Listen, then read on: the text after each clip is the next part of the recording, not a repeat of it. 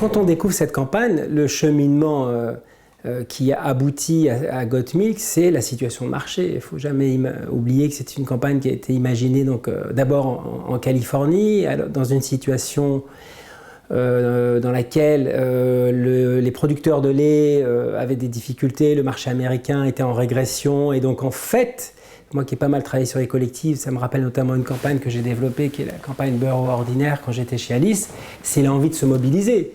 Se dire à un moment, on est un produit majeur, on est challengé par les médecins, on est marginalisé par la distribution, donc envie de se mobiliser, de ramasser, on va dire, des investissements avec une croyance très américaine dans l'investissement communication. C'est d'abord l'envie de se mobiliser en disant, voilà, on va faire quelque chose, on va le faire de façon puissante, parce que c'est toujours la problématique des collectifs, puisque ça fonctionne selon des principes de cotisation. Donc parfois, les opérateurs, les intervenants ne mettent pas des cotisations à la hauteur de la nécessité. Mais là, en fait, c'est ça, c'est l'envie de se mobiliser et de réaffirmer la prédominance et l'importance de ce produit dans la vie des gens. Elle est remarquable par la pérennité.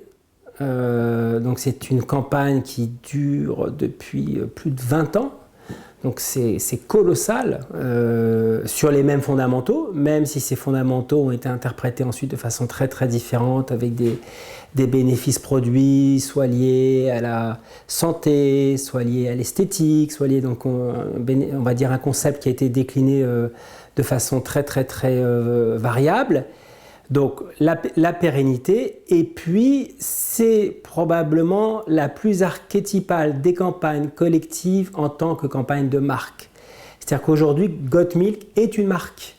C'est pas un produit, c'est une marque. C'est-à-dire qu'il y a des jeunes ou moins jeunes qui portent un t-shirt Got Milk, comme ils porteraient un t-shirt avec la virgule Nike, comme ils porteraient un t-shirt Dolce Gabbana. C'est-à-dire que Got Milk, quand même, pour un produit supposé être banal, c'est devenu une marque. C'est-à-dire que c'est bien le badge que j'ai quand j'ai Got Milk sur un t-shirt, un sweatshirt, un roller.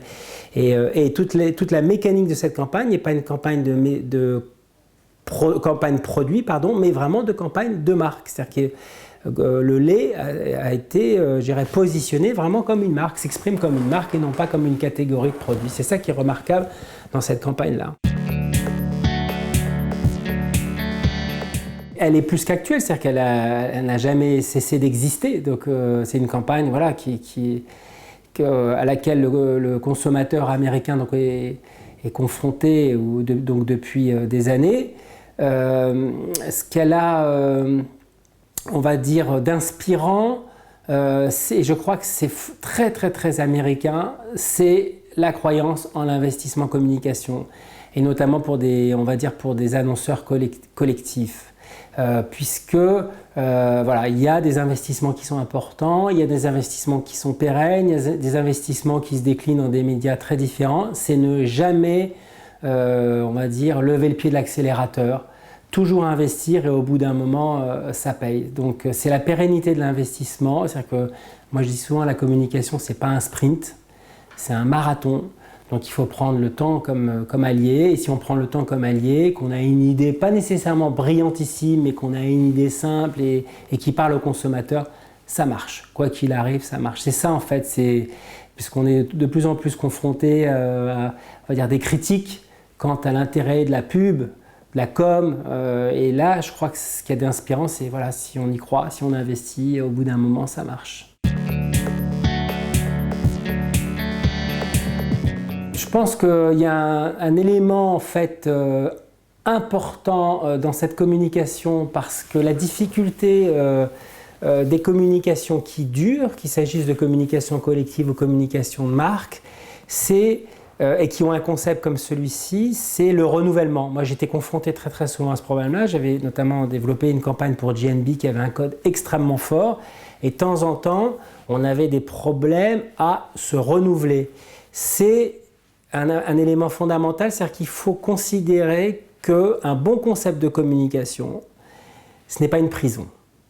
Un bon concept de communication, c'est une source d'inspiration, et il doit être suffisamment large pour qu'on puisse l'interpréter, le réinterpréter, et que finalement ces codes ne soient pas trop enfermants. Et quand vous analysez bien la communication Gottmilk, si vous faites la charte de communication, il n'y a pas tant d'éléments structurants qui vont enfermer le discours. Il y a effectivement la moustache, mais sur la mise en page est extrêmement variable. C'est de se dire, si j'invente un concept de communication, il faut que ça soit, je dirais, une ouverture à des interprétations multiples et non pas une prison. Ça, je pense que c'est un élément fondamental et c'est ce qu'a réussi à faire Gottmilk. Et de temps en temps, être un peu incohérent.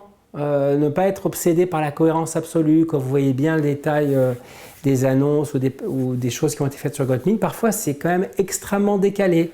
Donc voilà, inventer un concept qui puisse être sujet, on va dire, à des interprétations diverses, fertiles. Je pense que c'est ça qu'on peut retirer comme conclusion à titre d'inspiration de cette campagne Gottmilk.